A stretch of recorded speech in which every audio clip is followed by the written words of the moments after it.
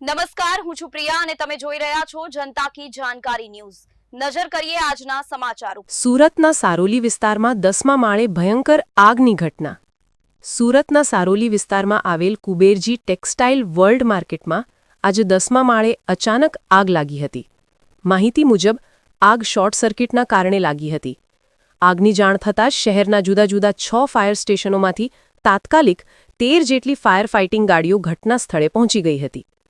આગ એટલી વિકરાળ હતી કે થોડા જ સમયમાં આખા માળને ઘેરી લીધો હતો, જેના કારણે માર્કેટમાં વેપારીઓ અને કર્મચારીઓમાં ભારે અફરાતફરી મચી ગઈ હતી।